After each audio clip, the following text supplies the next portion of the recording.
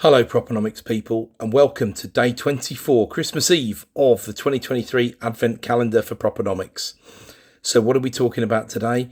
We're talking about ways and means in which we raise money. So we might use the phrase equity, but we're not talking about equity in the same way as we are in day 8's Advent Calendar video, which is about raising shareholder capital. We might be doing that. We might be using debt quite often. If a deal is particularly profitable, we might try and raise the money 100% debt.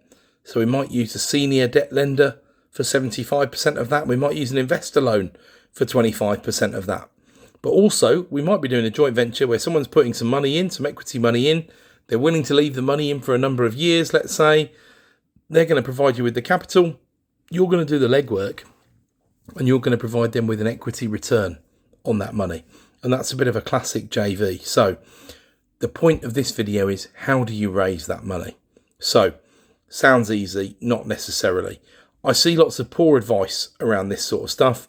I see some classic guru style advice where they tell you, go and hang around at the golf club because people who play golf have got money. Go and hang around at the yacht club because people who've got boats must have spare money. I think that's rubbish. I think that's a terrible idea. And I think 95% of people will be wasting their time doing that. The 5% of people it will work for are people who've already got ingrained sales skills. Perhaps they're coming from a sales environment. They've had significant amount of sales training, and basically they can get people to buy into them. I don't think it's a good idea. I think most people out there who've got money, who might invest in what you're doing, are going to invest in you if they know, like, and trust you, ultimately. And therefore, you've got to hang around and you've got to do your networking and you've got to spend your time strategically in places where you know what you're talking about. So what does this mean? Well, it could mean anything to anyone. If you are already a scratch golfer, it would make sense to hang around at the golf club because there are people who've got money at the golf club. If you're already a yachtsman, then it would make sense to go and hang around at the boat club. But if you're not, there's absolutely no point going there, hanging around and trying to pretend to be something that you're not. You might as well understand what is your sphere of expertise. What language do you speak? If you're listening to this video and you come from a professional background, you've almost inevitably got an area of expertise that you can talk with knowledge about. You know people in that arena. They know you, and they can build trust with you because you speak their language, right? If perhaps you're particularly young and you haven't got there yet, still you're looking for areas of common interest. What are you doing to let people know that you're putting in the requisite time and effort to build the skills that you need to be able to manage, borrow, or invest money accurately and correctly? Because that's ultimately the questions that people are going to ask themselves. If people don't want to invest with you, there's only really one question you need to ask, and sometimes it might be quite hard to do that, but you still need to ask it. What is stopping you from investing in this deal with me?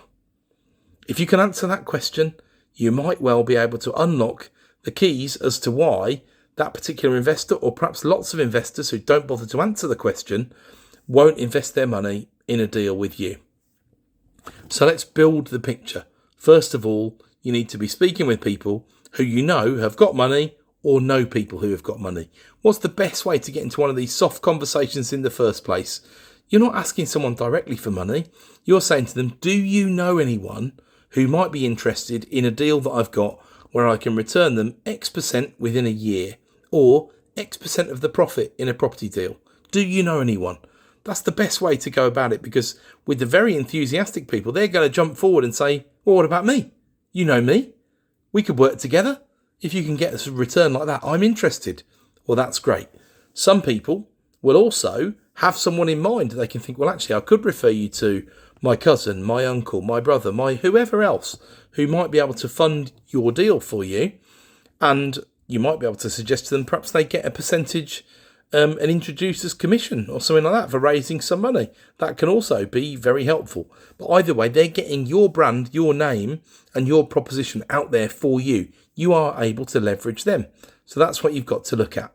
So if you can't raise 100% debt for a deal, you might still want to consider, do I want a joint venture partner? Because if I can find a JV partner, perhaps I can still raise the money and still make a nice profit. Even if I've only got 50% of the profit instead of 100, if someone else has put the money in, and actually they've borne a fair bit of risk by doing that, perhaps they deserve that. Perhaps that's a way into a relationship.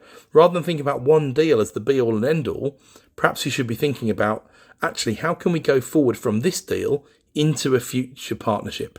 And that might be something really suitable, something that you want to do. So I hope that's helpful on Christmas Eve. I hope you've enjoyed the Proponomics Advent Calendar series. If you have, please can I ask you, give me a subscribe, a like or a follow, leave me a comment, do anything like that. It helps to grow the channel. There's no other way to grow the channel other than organically. And I'm looking forward to seeing you all in the new year with some more great Proponomics content. Thank you very much.